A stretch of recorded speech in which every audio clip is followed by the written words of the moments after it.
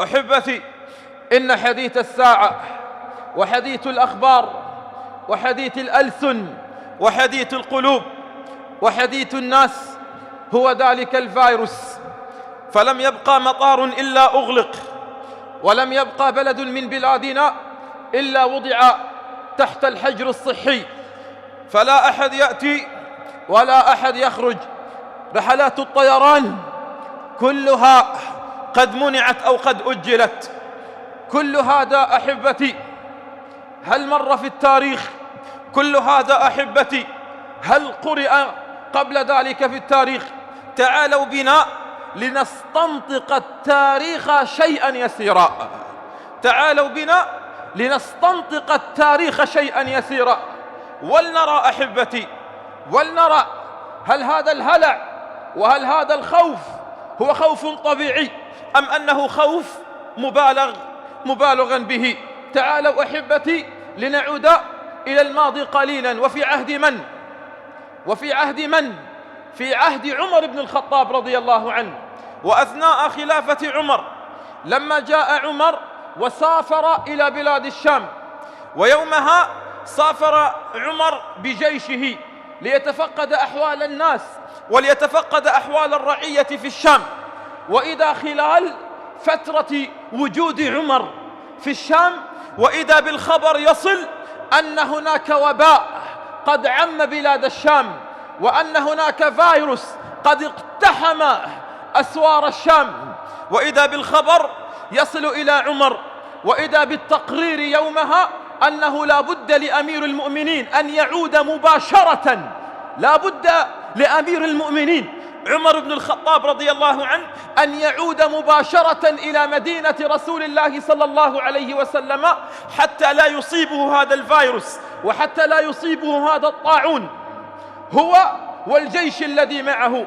فوقف عمر ليستشير الناس: هل من المصلحة العامة أن أبقى في الشام أم أعود إلى مدينة رسول الله صلى الله عليه وسلم مركز الخلافة؟ فكانت استشارة الناس لعمر أن يعود، خوفا على عمر وخوفا على الجيش الذي مع عمر، إلا أن بعض الناس رأوا بأن يبقى عمر في الشام. ومن ضمن الذين رأوا ذلك أبو عبيدة بن الجراح، وكان أمير الشام يومها هو أبو عبيدة بن الجراح. فوقف أبو عبيدة أمام عمر قال: يا عمر، أفرار من قدر الله؟ يعني يا عمر الوباء وقع، يا عمر الفيروس وقع، أفرار من قدر الله يا عمر؟ فنظر عمر إلى أبو عبيدة قال: يا أبا عبيدة، لو قالها غيرك أن تقولها، لو قالها غيرك يا أبا عبيدة، يا أبا عبيدة، والله فرار من قدر الله إلى قدر الله، والله يا أبا عبيدة فرار من قدر الله إلى قدر الله. ثم بعد ذلك سمع الكلام عبد الرحمن بن عوف، وكل الذين سأسرد لكم أسماءهم في هذا التاريخ الذي نعيده كلهم أصحاب رسول الله صلى الله عليه وسلم، ومن كبار خيار الصحابة ومن المبشرين بالجنة. عم عندهم فيروس، نعم، عم عندهم وباء كما عم ويعم عندنا هذا الزمان، نعم. سمع هذا الكلام عبد الرحمن بن عوف، لكن عبد الرحمن بن عوف لم يكن يومها في الاستشارة، يعني ما حضر مشهد استشارة عمر للناس. فلما وصله الخبر قال: عندي علم به، سمعت رسول الله صلى الله عليه وسلم يقول: إذا سمعتم به في أرض فلا تقدموا عليه. اسمعوا لأول حجر صحي في التاريخ، اسمعوا لأول حجر صحي في التاريخ. ومن الذي أمر به؟ ليس الصين ولا الطب الحديث، إنما أول من أمر بالحجر الصحي هو رسول الله صلى الله عليه وسلم. قال: إذا سمعتم به في أرض فلا تقدموا عليه، يعني ما في رحلات، يعني لا تذهبوا إلى المكان الذي فيه الفيروس، لا تسافروا إلى الدولة التي فيها الطاعون، لا تسافروا إلى المكان الذي فش وانتشر فيه الوباء. إذا سمعتم به في أرض فلا تقدموا عليه، وإذا وقع في أرض أنتم فيه فلا تخرجوا فرارا منه. حجر صحي يأمر به من؟ يأمر به رسول الله صلى الله عليه وسلم. إذا وقع في أرض نحن فيه فالواجب علينا ألا نخرج، وإذا كان في أرض ثانية فالواجب علينا إذا علمنا أنه في هذه الأرض وباء فيروس طاعون، الواجب الشرعي باتفاق جمهور العلماء كلهم. لا تظنوا أن الطب اليوم يخترع شيئا حديثا، لا تظنوا اليوم أن الإعلام يخترع لنا شيئا حديثا، لا. فالواجب الشرعي بأمر من رسول الله، بأمر من رسول الله، ألا نسافر إلى دولة فيها وباء، وألا نخرج من الدولة التي وقع فيها الوباء. هي مصلحة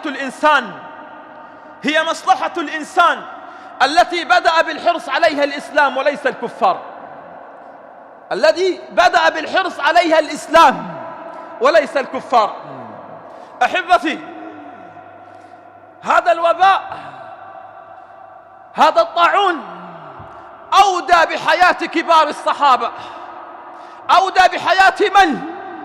أودى بحياة أبي عبيدة بن الجراح، وأودى بحياة معاذ بن جبل، وبلال بن رباح، وأبو مالك الأشعري، وغيرهم من كبار الصحابة. كلهم ماتوا بفعل هذا الفيروس وبفعل هذا الوباء، حتى أن القبيلة بأسرها كانت كلها تموت بفعل هذا الوباء. خالد بن الوليد كان له 40 ولدا، كلهم ماتوا بفعل الطاعون. 40 ولدا كلهم ماتوا بفعل هذا الوباء. الحارث بن هشام لما عاد، وهو صاحب رسول الله، لما جاء إلى الشام جاء ب70 من أهله. لما خرج من الشام لم يخرج إلا ب4. البقية ماتوا. كان للمسلمين يومها جيش بمئات الآلاف، لم يبق منه إلا 100، والبقية كلهم ماتوا بفعل هذا الوباء. هذا الوباء أحبتي وقع في قرية في عهد عمر تسمى عمواس، وهذه القرية هي في فلسطين، وهذه القرية تبعد عن مدينة القدس 30 كيلومتر. لكن هذه القرية في عام 1967 لما جاء اليهود بجبروتهم مسحوا هذه القرية التي دفن فيها عظماء الصحابة، هذه القرية التي وقع فيها الطاعون، أبادها اليهود كلها عن بكرة أبيها. الشاهد أحبتي أن عمر أرسل إلى أبي عبيدة بن الجراح رسالة، قال: يا أبا عبيدة، إذا وصلك كتابي هذا فلا تفلته من يدك حتى تعود إلي. عمر خائف على أبو عبيدة، كان أبو عبيدة أمير الشام. عمر خائف لدرجة ولصلة صحبة عمر بأبو عبيدة، وعمر الذي قال: لو كان خليفة بعدي لاتخذت أبو عبيدة بن الجراح، لو كان خليفة بعدي لاتخذت أبي عبيدة بن الجراح. وعمر الذي تمنى يوما كما تعرفون قال: أتمنى ملء هذا البيت رجالا مثل أبي عبيدة بن الجراح.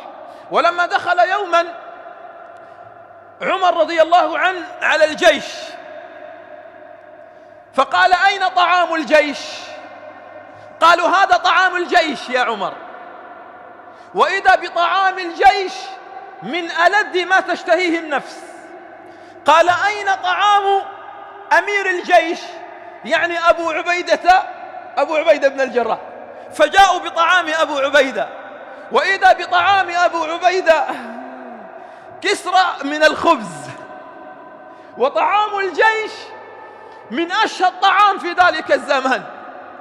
فنادى عمر إلى أبو عبيدة قال: إيه يا أبا عبيدة، كلنا بعد رسول الله، أي بعد وفاة النبي، غيرتنا الدنيا إلا أنت يا أبا عبيدة. كلنا بعد وفاة النبي غيرتنا الدنيا إلا أنت يا أبا عبيدة لم تغيرك الدنيا. قال: إذا وصلك كتابي هذا فلا تفلته من يدك حتى تعود إليه. لكن انظروا إلى أمير الجيش، انظروا إلى أمير الجيش. اليوم في بعض بلادنا أعلنت منظمة الصحة العالمية أن هذا الفيروس انطلق من مسمى فيروس إلى مسمى وباء عالمي، وما زالت بعض الدول العربية حتى هذه اللحظة لم تتخذ الإجراءات الصحية، وما زالت بعض دولنا حتى هذه اللحظة لم تتخذ التدابير الممكنة، إما في المطارات أو إما في الشوارع أو إما في الجامعات أو إما في التجمعات أو إما في غيره. اليوم بعض الدول العربية استهانت بأرواح الناس، وجاء الفيروس وجاء هذا الوباء وأخذ اليوم في بلادنا العربية من الناس ما أخذ، وما زالت وزارات الصحة لا تسمع خبرا ولا ترى الأخبار ولا غيره. بل بعض دولنا العربية تقول: اطمئنوا هذا الوباء غير موجود في بلادنا. وكل يوم الأخبار تعلن عن وجود إصابة هنا وهناك، وما زال وزراء الصحة في عالمنا العربي لا يدرون. ووزراء الصحة في عالمنا العربي هم في حجر صحي، وحكامنا وولاة أمورنا كلهم في حجر صحي. الأغنياء في بلادنا العربية كلهم في حجر صحي. أما نحن كفقراء فالوباء هذا نحن في النهاية فقراء، نحن في النهاية مساكين، نحن في النهاية لسنا أبناء أغنياء أو أبناء وزراء حتى ندخل الحجر الصحي. أبو عبيدة جاءه قرار من الجهة العليا، من خليفة المسلمين، أن يعود إلى مدينة رسول الله، فأعاد الكتاب الذي أرسل له إلى عمر. قال: يا عمر تريدني أن أترك جيش الذي أصيب بالطاعون وأعود إليك؟ والله يا عمر لن أعود إليك، مع أنه سيعود إلى أين؟ إلى دولة، سيعود إلى مدينة رسول الله، إلى أعظم مدينة، لكنه قال: والله يا عمر لن أعود، وقدر الله سيأتي في قبل جيشي. أنا عندي جيش مصاب بالفيروس، مصاب بالطاعون. يا عمر أيحق لي أن أترك جيش الذي أصيب بالطاعون وأعود إليك سليما معافى؟ قال: والله لن أعود حتى يقضي الله أمرا في وفي جيشي. أيام قليلة يصاب أبو عبيدة بن الجراح بالطاعون ويموت بفعل الطاعون رحمه الله، وأبى قبل أن يصاب بالطاعون أن يعود سليما معافى. هذا الذي يحرص على شعبه، هذا الذي يحرص على أبناء وطنه، ليس الذي يكذب على الإعلام ويقول ليس عندنا فيروس، والمستشفيات مليئة بالفيروس، مليئة بحالات مرضى الكورونا، وما زال حتى اليوم يقول ليس عندنا. يا أخي ليس ذلك عيبا، الكفار لم يخجلوا عن ذكر مصائبهم، لم يخجلوا عن ذكر تقاريرهم، بل يخرج وزير الصحة في أي بلد أوروبي ويعلن عندنا 5000، عندنا 7000، 10,000، عندنا 100 وفاة. هم لا يخجلوا وما زالوا يحاربوا من أجل القضاء على هذا الوباء، ونحن لم يصلنا الخبر بعد. مات أبو عبيدة بن الجراح بفعل هذا الوباء، ثم جاء بعده معاذ ابن جبل، وتولى إمارة الشام بعد أبي عبيدة بن الجراح، وما هي إلا أشهر قليلة ويرحل معاذ ابن جبل رضي الله عنه بفعل هذا الوباء، ورحل وعمره 33 عاما. ثم تولى بعد فترة معاذ الذي مات أيضا بفعل هذا الوباء جاء عمرو بن العاص رضي الله عنه. وعمرو بن العاص هو صاحب الفضل بعد الله على انتهاء هذا الوباء الذي يتم آلاف الأطفال والذي رمل مئات آلاف النساء. هذا الوباء الذي لم يمر في التاريخ، أقول في التاريخ وباء مثل وباء ومثل الطاعون الذي حل في عمواس وفي الشام، لم يمر في التاريخ. ستقولون لي حتى في زماننا هذا في وباء كورونا لم يمر. قيل أنه رجل مر بمرض الطاعون، قال له: كم ستقتل من الناس؟ قال: 10,000. فمر عليه يوما آخر قال: رأيتك قتلت من الناس 50,000. 50,000. قال: نعم، قتلت 10,000 بفعل الطاعون، وقتلت 40,000 وهما، وقتلت 40,000 وهما. فاليوم حينما يضخم، لأن الفيروس هذا محدود، وهناك فرق أن يكون الفيروس محدود أي أن له سن معين للقضاء عليه، وأن يكون له حدود معينة صحية وهناك أعراض محدودة، غير أن يكون هذا الوباء متفشي أي أنه يقتل الملايين دفعة واحدة كما كان يقتل قبيلة بأكملها في عهد عمر، كما كان يقتل قبيلة بأسرها. فهنا لا يسمى محدود، لكن هذا الفيروس في زماننا محدود، لكن إعلامنا حدث ولا حرج. فجاء عمرو بن العاص، أول قرار اتخذه عمرو بن العاص أنه منع التجمعات العامة. قال للناس: اهجروا المدن. أول قرار، الناس المتجمعة في المدن لا يبقى أحد في المدن، اهجروا المدن وتفرقوا في الجبال وفي المناطق المرتفعة، يعني ما في. حتى أنهم يوما دخلوا على الأشعري في مرضه بفعل هذا الوباء، فلما رآهم دخلوا عليه وأرادوا أن يسلموا ويقبلوا، قال: لا. قالوا: لا، وهو صاحب من؟ صاحب رسول الله.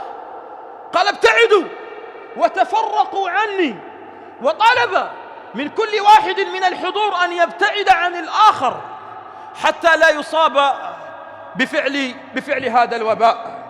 وفعلا هي أشهر قليلة بعدما أمر عمرو بن العاص للناس أن يهجروا المدن وأن يتفرقوا في الجبال وفي المناطق المرتفعة، وصنع حجر صحي في الشام، ما هي إلا أشهر قليلة وإذا بالطاعون ينتهي من عمواس وينتهي من بلاد الشام. أقول أحبتي، إن الدروس والعبر التي لا بد أن تؤخذ من ذكر التاريخ في هذه المواطن أولا هو الصبر والرضا بقضاء الله. لن يقع في أرض الله إلا ما أراد الله. اطمئن، لا تقلق، ولا بد أن تفتحوا باب الأمل وباب الاطمئنان لأبنائكم الصغار ولأهلكم ولغيره، ولا تضخموا لهم الأمور ولا تخوفوهم، بل إنما ازرعوا في قلوبهم أنها أرض الله ولن يقع فيها إلا ما أراد الله سبحانه وتعالى، وأن كل ما يصيب المسلم فهو خير، سواء كان هذا الأمر هو ضراء أو كان نفع، فكله خير للمسلم. بل إن المسلم ما تصيبه من مصيبة أو جرح أو ألم إلا حطت عنه خطاياه كما تحط الورق من أعلى الشجر. فيا أحبتي، هذا أول أمر، أن نرضى بقضاء الله إن وقع فينا هذا الوباء، وأن نعلم أنه تدبير الله لنا، وأن نسلم أمرنا لله. ثم الأمر الثاني أحبتي، إن الواجب الشرعي أن نتخذ التدابير الكاملة، وإن الواجب الشرعي أن نأخذ بالأسباب كما أخذ بها من؟ صحابة رسول الله. صحابة رسول الله لم يسلموا الأمر وقالوا قدر الله وقالوا نجلس في بيوتنا، وإنما كانت المشورة لعمر، وإنما كان الأمر باتخاذ التدابير الصحية لعمرو بن العاص بأن يتفرقوا وأن يهجروا المدن. فلم يقع في قلوبهم أن يرتضوا بقدر الله وأن نموت في بيوتنا، لا، وإنما الواجب أن نتخذ كل التدابير الصحية، وأن نستمع لما يقوله الأطباء، وأن نستمع للتعاليم التي تخرج من الجهات المختصة لنا حتى ينتهي هذا الوباء وألا يصيبنا مكروه. فأسأل الله جل في علاه هذه الأيام إذا كان هذا الفيروس هو عقاب من الله لنا، ألا يجعل لهذا العقاب بيننا نصيبا. وأسأل الله إذا كان هذا الفيروس ابتلاء لنا أن يجعل هذا الابتلاء مكفرا لسيئاتنا. وأسأل الله سبحانه وتعالى أن يجنب بلادنا وشعوبنا وأهلينا هذا الفيروس. وأسأل الله سبحانه وتعالى ألا يبقي بيننا ممن أصيب بهذا الفيروس إلا وشافاه الله سبحانه وتعالى.